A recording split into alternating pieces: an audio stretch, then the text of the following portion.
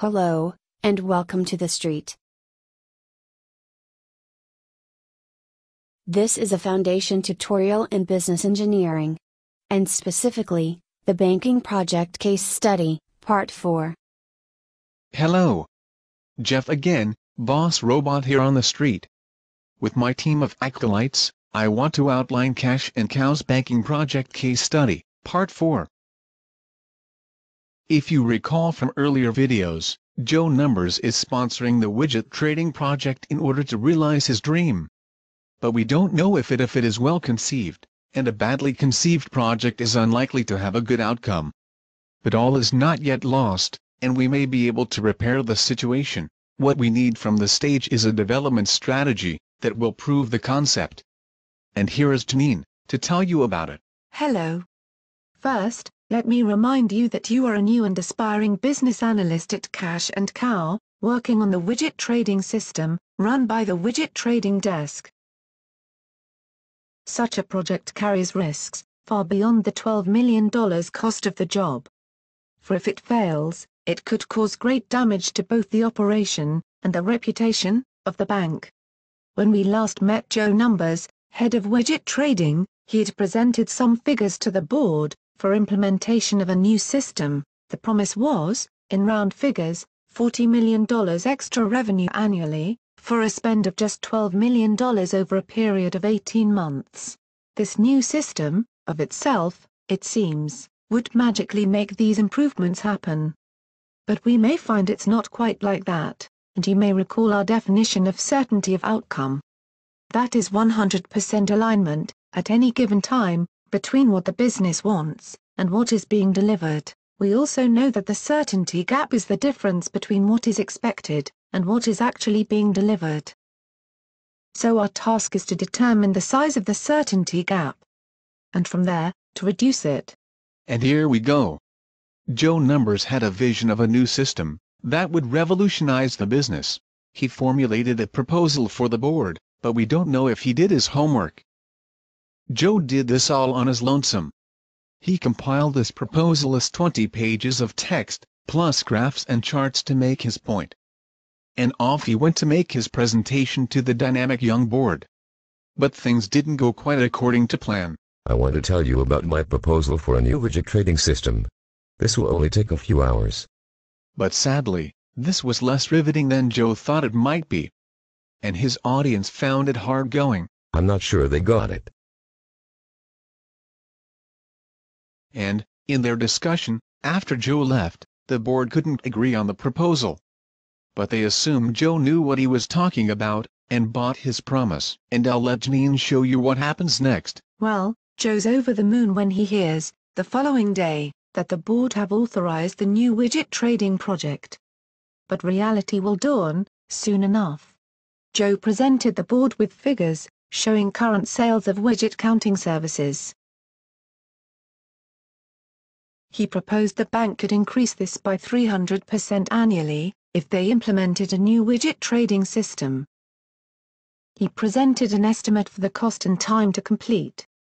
So, we see that what he presented was a promise. And the board bought that promise. So their abiding vision is of peanuts, and lots of extra dollars in 18 months' time. But did Joe actually do this homework?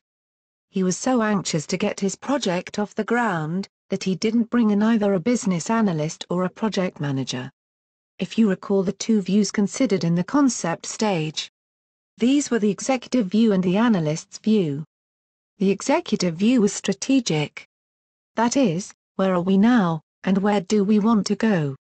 And in round terms, Joe's proposal told them that. So that's one tick in the box for Joe. But if we look at the analytical view, which of these items can we tick off? Well, Joe has spotted an opportunity. He has set some objectives in terms of increased revenue. He has a plan, or more correctly, a time frame of 18 months, and he has a cost estimate of $12 million. He has also highlighted the existing widget counting system as a problem in achieving the objectives. And he now has a mandate from the board to proceed with proof of concept. So on the face of it, Joe is in good shape. But something is worrying Joe, as it might well worry you. It will certainly worry our drama queen project manager, Barbara Tiara, once she's formally appointed. Joe must clarify his vision and come up with a development strategy before he can complete the concept stage of the job. But there's too much he doesn't yet know. And what you don't know, will bite you, eventually. Cash and Cow are not the most efficient of companies, as we'll see, but new business engineering director, Brian Ego, has adopted the Certainty Street Development Standard, and rolled it out for use on all projects. This defines how projects must be structured and run. And this standard requires that the concept stage must look like this. Because, if we follow this standard, we will end up with exactly what's needed at the end of the stage, a development strategy. And when we have that, we can move on to the next stage.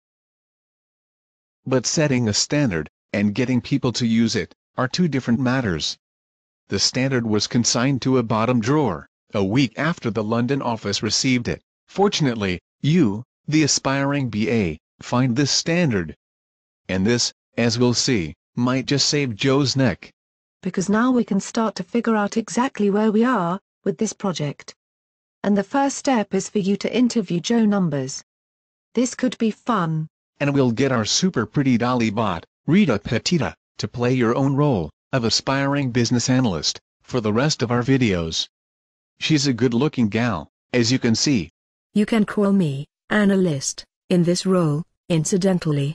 So, Joe, I'm curious about the opportunity you presented in your proposal. How did you formulate this? Well, I talked to the traders in New York, and they say they can ship 3 times as many widgets if we can handle the volume.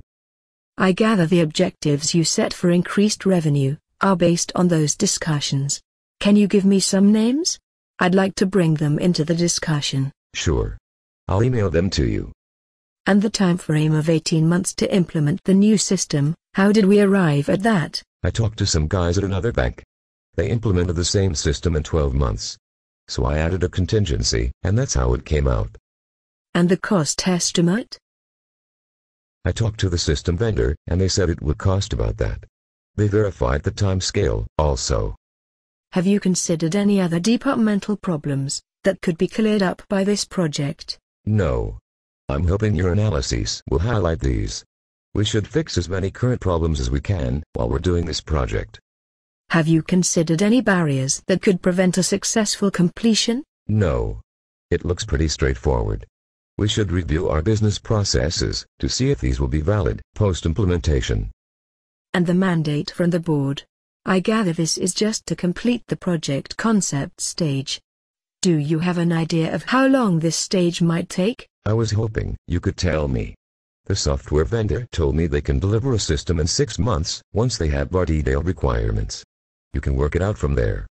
Thank you, Joe. I'll let you get on. So, there we have it. Not entirely unexpected. If we tick these items off one by one, we might see how far we are from a development strategy. The opportunity that Joe outlined is anecdotal. As is the value of increased business, he proposes as an objective. Similarly, the cost estimate quoted in the proposal was a verbal vendor estimate, and these are not renowned for accuracy. When the vendor is trying to sell you something, there has been no analysis of any current problems that could be fixed by the project. And we don't know the changes required to business processes to make the system work. The plan was confirmed verbally by talking to people in another bank, so is currently anecdotal. Also, there is no analysis of the barriers that might, or might not, impede implementation. Worse still, Joe asked a vendor for a software cost, so has already determined the system he wants. But we don't know if that is the best system, or even if it's suitable. If this all sounds a bit chaotic, it does reflect situations that you may find yourself in. It is by no means unusual. I think I need to lie down for a while. Many of the items discussed by analyst are project management or technical issues. But they do reflect on your work, because you need to know the pressure you will be under. As things stand, this project looks unlikely to go according to plan. So, welcome to the rough and tumble of real-world development projects. And on that interesting note, it's time to go. Find out what happens to Analyst in the next gripping episode, part 5 of the banking case study. Bye for now. Bye for now.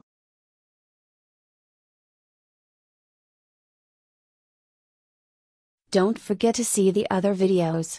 Goodbye for now, from everyone on the street.